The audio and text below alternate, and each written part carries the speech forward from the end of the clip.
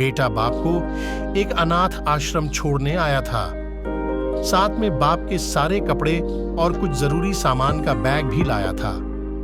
बेटे ने अनाथ आश्रम के मैनेजर से सारी जरूरी बातें कर लीं और बाप को वहीं पर छोड़कर जाने लगा। बेटा अभी अनाथ आश्रम के बाहर निकला ही था कि उसका फोन बजा। फोन उसकी पत्नी का था, जो दूसरी तरफ से पति को कह रही थी, वापस आने से पहले ससुर जी से कह देना कि किसी छुट्टी या त्योहार पर हमसे मिलने नहीं आएंगे तो भी चलेगा।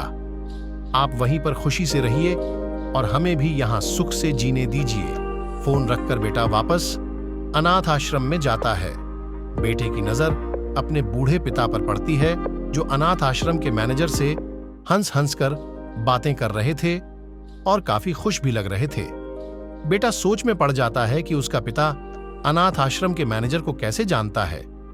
थोड़ी देर इंतजार करने के बाद जब उसका पिता मैनेजर से दूर जाता है, तब बेटा मैनेजर के पास पहुंच जाता है और उससे पूछता है कि आप मेरे पिताजी को कैसे और कब से जानते हैं।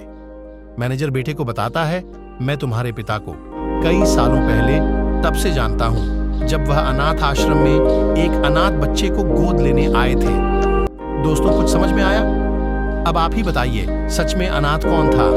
वह बेटा जो अपने बाप द्वारा बिना उसे बताएं किए गए इतने बड़े उपकार के बदले उनके आखिरी समय में इस तरह ठोकर मार रहा था, या वह पिता जिसने एक अनाथ बच्चे को निस्वार्थ भाव से इतना प्यार दिया जितना खुद के बच्चे को दिया जाता है। दोस्तों अपने माता पिता की कदर करना सीखो, क्योंकि आप नहीं जानते होंगे कि उन्होंने आपसे क्या क्या छुपा रखा है, कितने बलिदान, कितने त्याग उन्होंने आपके लिए किए हैं। शायद आप जानते भी नहीं होंगे।